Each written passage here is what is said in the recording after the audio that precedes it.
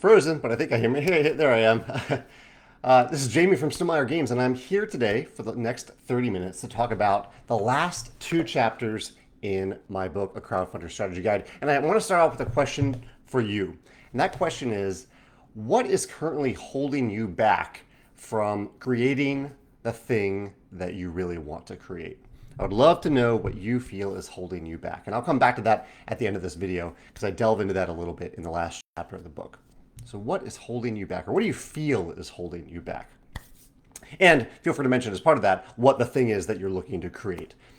So this chapter is called the chapter 10 is Don't Quit Your Day Job Until You Quit Your Day Job. And this is a blog post that I wrote a while ago, or this beginning of the chapter is based on this. And I use an example of a project that's probably in everyone's distant memories at this point. Hey, Chad, thanks for popping in. This is how to doom your project in one easy step. It's a project called The Doom That Came to Atlantic City. This is a project that raised $122,000 way back in the day. And so it raised these funds, and then eventually the creator told the backers that they weren't going to make the project. They weren't going to make the game. And another company stepped in and actually did make the game eventually, which was really cool of that company to do. Hey, Chris, thanks for popping by as well. And so there are more modern examples. I don't like to focus on the companies that have done this or the creators that have done this. But the idea here that I'm trying to get at in Don't Quit Your Day Job Until You Quit Your Day Job is that the money that you earn from a successful crowdfunding project really is not real money until you have delivered that project. So that money is, I can't say to do or not to do things, but I would highly recommend, if you have a secure day job, don't quit that job until you have successfully delivered the project to backers.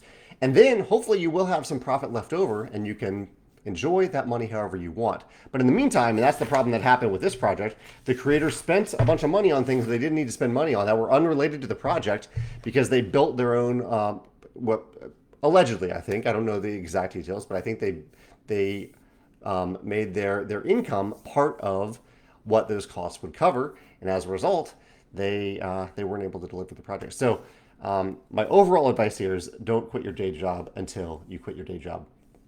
I have on my second screen some things that I want to talk about related to that and today. Matthew says, thanks so much for doing this series. It's been super helpful and motivating for us newbie game designers looking to navigate the murky waters of Kickstarter for the first time. Thank you, Matthew. I appreciate that. And hopefully it has been a little bit of use for those of you who are watching, and hopefully a true update of the book from back then to now. And this is a point, the idea of don't quitting your day job is something that I still wholeheartedly agree with. The key is to find a way to produce and deliver the product, and then look at that extra money and decide what you want to do with it. However, one thing that I did, and so I'll talk about a little bit of the steps that I take and looking back if I think I made the right choice or not, because when Euphoria funded on Kickstarter in 2013, it did very well, raised over $300,000. And at that point, I was essentially working two full-time jobs. I had a full-time job here in St. Louis, and I was essentially working 40 hours a week on Stonemaier Games. And I realized that probably wasn't sustainable, but I liked the security of the day job that I had, the main job. I'll call it the day job. And so I asked my boss, and this is something that I know doesn't work for everyone, but I think it might be an option for some people. I asked my boss if I could remove one responsibility from my job, one key responsibility, give it to someone else, help train that person, and continue working my job at 80%. So do 80% of what I did before, take one day off a week, and get paid 80% less.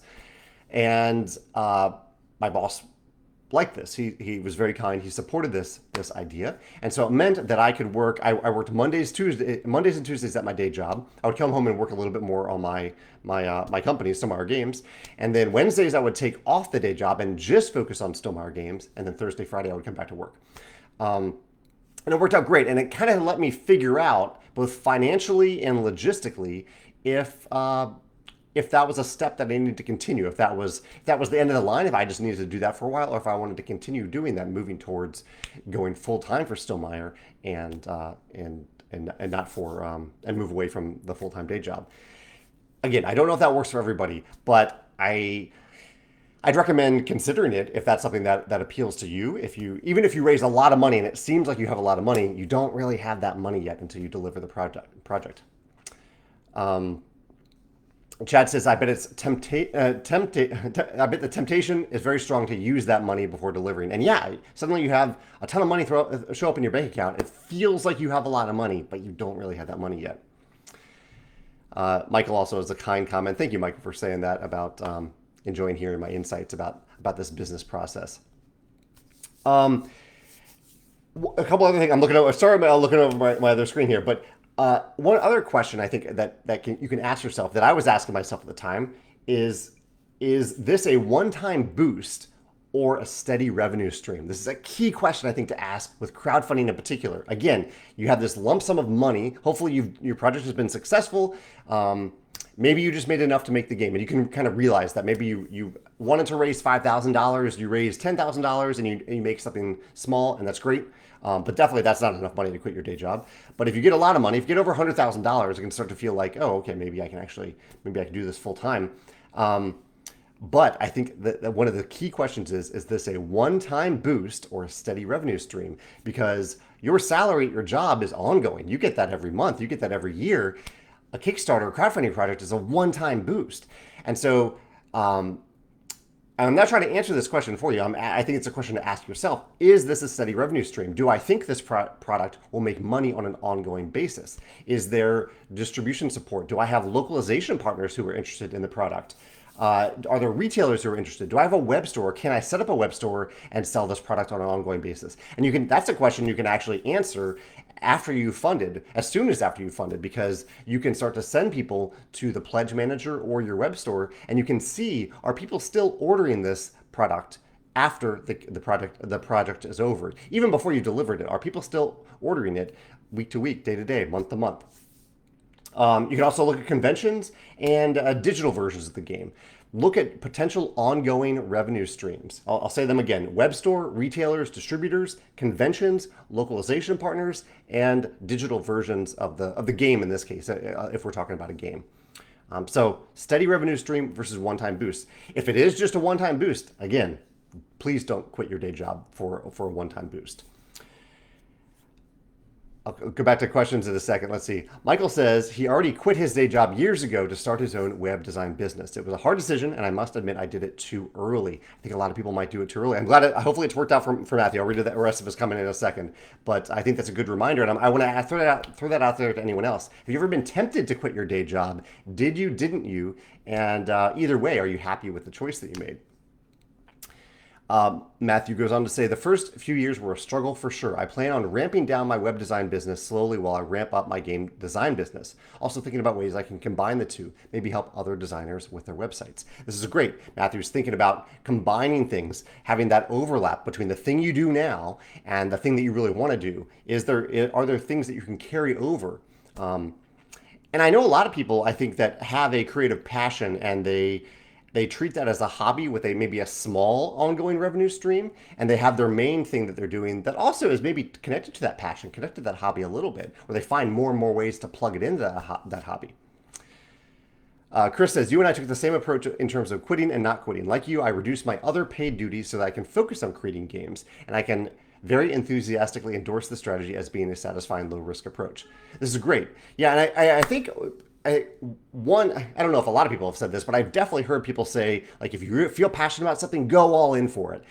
And I think there is something about going all in, but I think the way to maybe responsibly do that for your own life, your own family, and your backers, the people who you are wanting to deliver your passion project to, is also having that secure, sustainable job. And maybe you reduce parts of it, but maintaining that, I think, can be it can build that foundation, that scaffolding, that support system for your creative passion. You can have both. You can do both. It might mean extra hours. It might mean extra work. But if you're really passionate about the thing, why not do both? I do mention here in my little comments here is if you decide to quit your day job, and this is a decision that I ultimately made in December of 2013 after I had tiptoed, taken those baby steps into it. And at that point, I had successfully delivered to most backers. I think there were maybe one region that I hadn't fully delivered to yet, but I had set up those ongoing revenue streams. I was starting to see that ongoing revenue, um, and I basically had enough money to do it for a year. And so I said, okay, I'll give this a shot. I'll do this for a year. If it doesn't work out, I'll go back and find another day job for someone else. But I'll try it for a year. I have enough saved up to do that. And crucially, I'm really glad I did this because at that point, I had some frustrations with my day job, as anyone might have if you're working for anyone else. You've probably built up some frustrations over the years. But I decided to not burn those bridges, to quit my job tactfully. And I'm really glad I did that. There were certainly moments where I had the temptation to go out, not guns blazing, of course, but go out with a bang instead of a whimper. And I'm glad. I'm really really glad I left on very good terms with my boss and the organization. Um, I'm really glad I did that. And so I want to put that out there. Hopefully, you are more mature than I was to even consider trying to go out with a strong stance about the things that I felt weren't done well at this organization. Because there were a lot of good things about this organization as well. But anyway, my point is, I think don't burn your bridges. If you are going to quit your day job, I highly recommend doing so tactfully, even if even if the temptation is there otherwise. Chad says, I'm sure all employers are different, but I bet a good employer will consider how important it is to have a full-time employee that is not focused solely on their work rather than a part-time employee that is all in on their work. I like the way you said that, Chad. And hopefully, yeah, I know all employers are different, but hopefully a good employer would think about that. George says, is there a cash flow threshold to consider for quitting your job? I don't know. I think the math depends on who you are. I was looking at how much I keep a monthly budget. I see how much I spend every month, and so I was able to math out how much money I needed to just not only survive but also continue my business for a year. So I kind of just mathed it out and saw what worked for me. I don't know if there was a set threshold necessarily. Trevor says, I never truly had a day job until my 30s. I freelanced throughout my 20s and used the odd flow of work to design games in the off season. Now I have a day job and a steady income, so I can actually save up to run a Kickstarter. And I think that's great, Trevor, that you are wanting to invest in yourself and that you have that. Maybe you're saving up a little bit of money here and there to make that happen. That's awesome. Gonzalo says, hey Gonzalo, a crowdfunder strategy guide was so inspirational for me. Oh, thank you so much. This is a very nice comment. I can't thank you enough for all your wise teaching through the blog and through this book, which gave me the courage to start my first crowdfunding campaign. And we've seen amazing things from Gonzalo since then. So that's means a lot for you to say that. Thank you. What's next on here? Working from home. Oh yeah. So in the book, so I wrote this well before the pandemic, well before a lot of people started working from home, and I think I talked a little bit about the concept of working from home and what it means to actually take that step. And yeah, I have these things in the book that seem so ancient now, ancient advice for anyone who knows that. But it did take a little bit for me to learn like what it meant to work from home and what it meant to draw that line between personal life and business life when it's the same. Like right now, I work from home. This is my home office. But it's this is my living room is right over there, and so delineating between the two can be very difficult. And I was single at the time. I was living by myself, and so if I wanted to, I could work nonstop. I could wake up and start working, and I could not stop until the moment that I went to bed. And so it took a little bit of learning over time to figure out that. Taking intentional breaks away from work was really important for me. Getting out of the house, continuing to have game nights or go out of the house to go to game nights, things like that. To take breaks for lunch and not work through lunch. So I know that's different for everybody, that work-life balance. But and again, I'm talking to people who probably, many people do work from home now, I think, due to the pandemic. Or some people do, not everyone. Not every job can be done that way. But it took a while for me to figure that out. And I'm curious if any of you have any advice about that. If you made that transition to working from home at some point, what was the biggest challenge for you, and how did you overcome that challenge? Michael says, where can we buy these cool t-shirts? This is a t-shirt that you could get if you are a Stonemaier champion. We have a different Stonemaier champion shirt every year. And we actually have a new one that we are going to start having next Wednesday. Yeah. Pauline Fate chimed in to say, I love your book. Thank you so much. It helped us indie publisher a lot. It helps us indie publishers a lot. That's wonderful to hear. I love hearing that about my fellow creators, big and small, new and old. If my content has been helpful for you, I love hearing that. So thanks for sharing that. The book ends.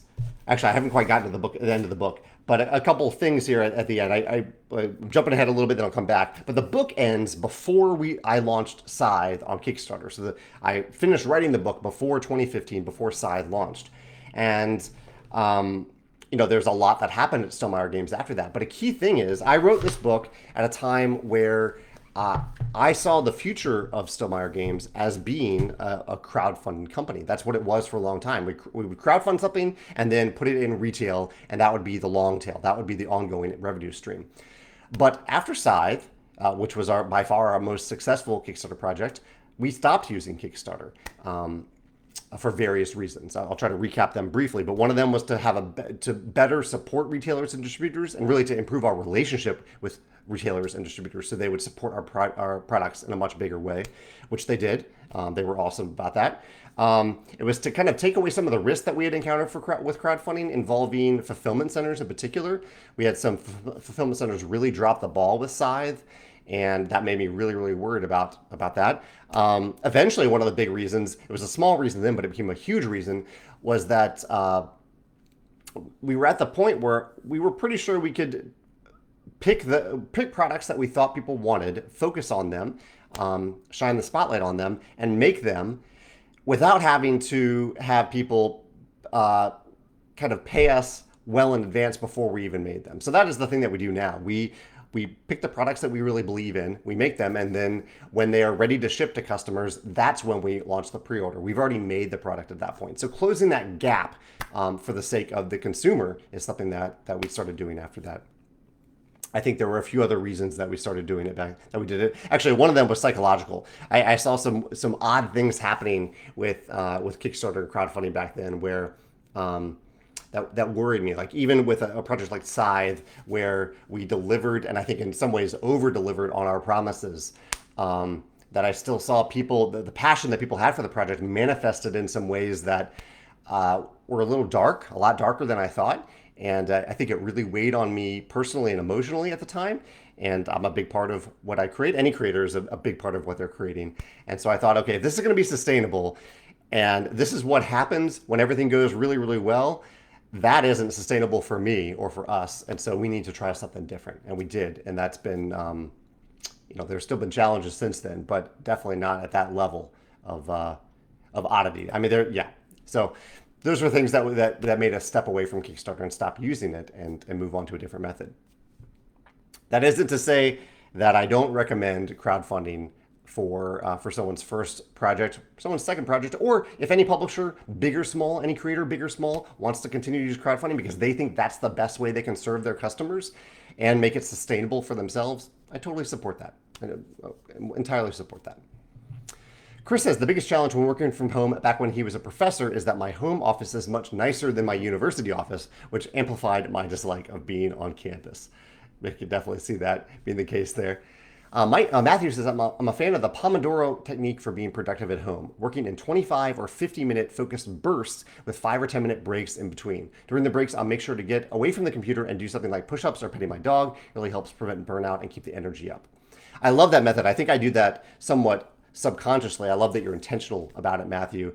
Although my breaks are often like I'll watch a quick review on YouTube, or I'll watch a funny video on YouTube, or I'll watch a disc golf on YouTube for a few minutes. So I'm not actually getting away from the computer as much as I probably should during those breaks. So I like that you're intentional about that. Matthew says, and then making sure you have a designated workspace that's separate from your living space. Yes, that's actually, I love that advice. That someone gave me that advice very early on. I had combined my office with my bedroom, And I separated the two after that. It didn't happen right away, but someone gave me the advice soon afterward, and so I made my game room and office the same thing, and then my bedroom was separate. My bedroom was only for sleeping and reading. This was about working from home. Uh, Chad says, I transitioned from working in a design office to working from home around 5 years ago. I've been working in the design arena for close to 20 years before I was able to take the plunge. So my advice to anyone thinking about transitioning to working for themselves from home is to take your time with it. Get your taxes in line and have a little bit of savings so you can have a small cushion. Totally agree with that. Yeah.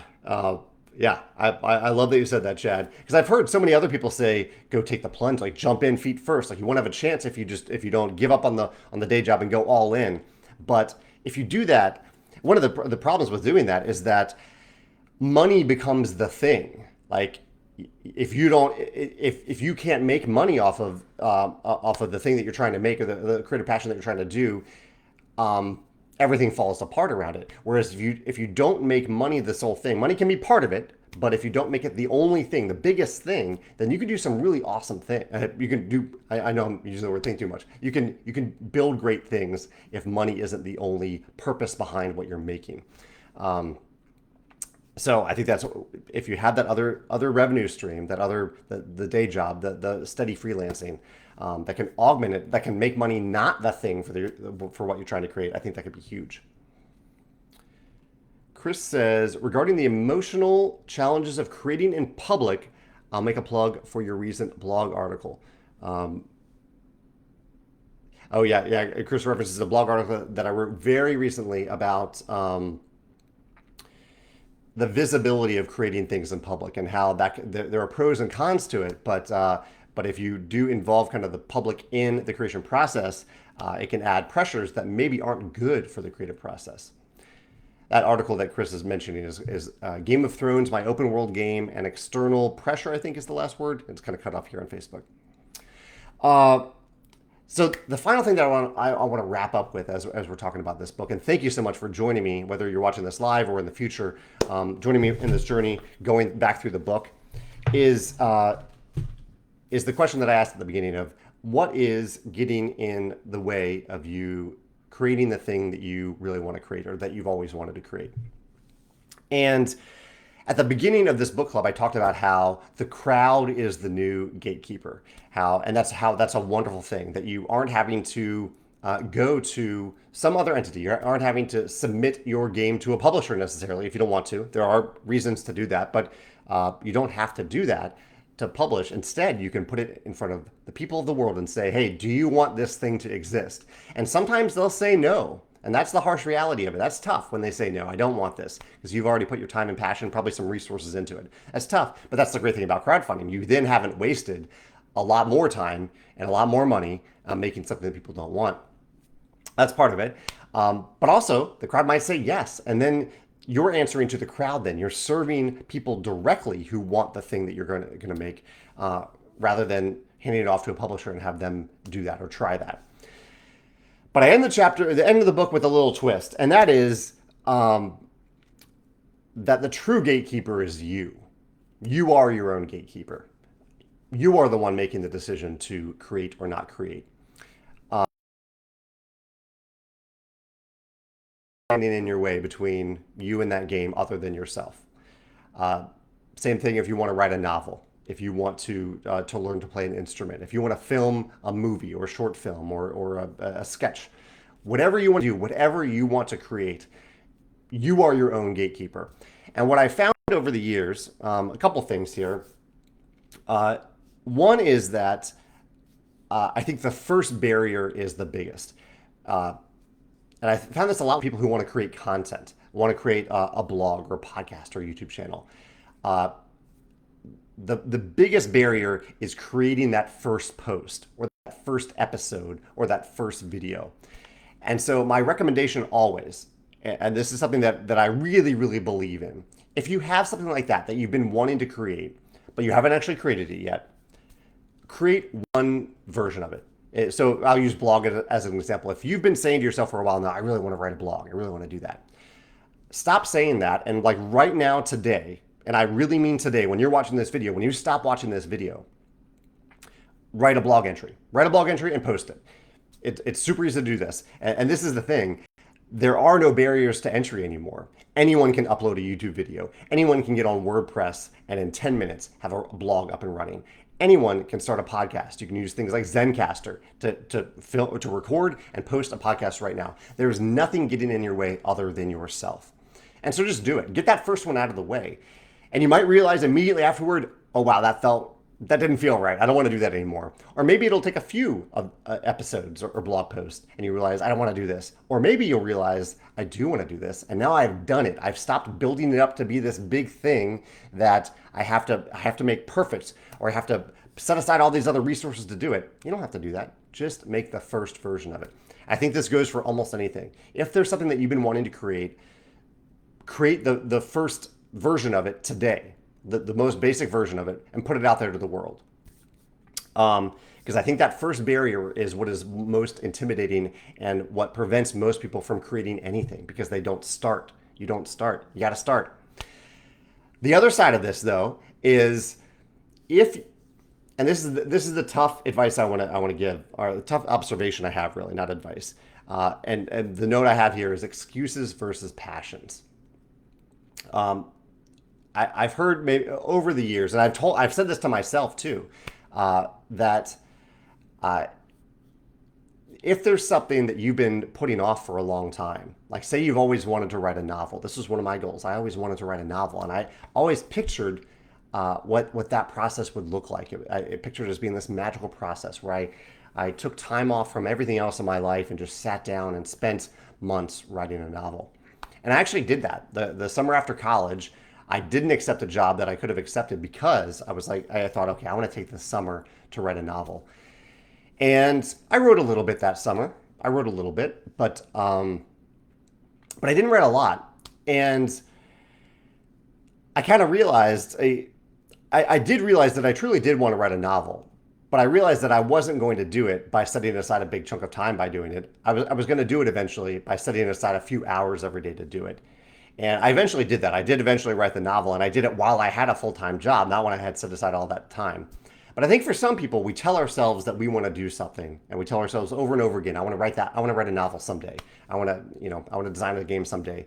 And we never actually do it because we like the idea of doing it more than we actually want to do it, more than we actually want to create it. So I think sometimes it's important to figure out the difference between the two for yourself. There might be things in your life that you've always dreamed of doing, and maybe you've romanticized doing it. And the only way that you can really know if it's something that you actually want to do is to start doing it. And if you keep putting that off, maybe it's not something that you're not actually passionate about. Maybe your passion lies elsewhere and you just haven't realized it yet. So that's why, again, I highly recommend, if there's something that you really want to do, something that you're really passionate about, create the first version of it, because you are your own gatekeeper. Open the gate today, or don't open it at all and find some other gate that means more to you, that you're excited enough to actually make happen.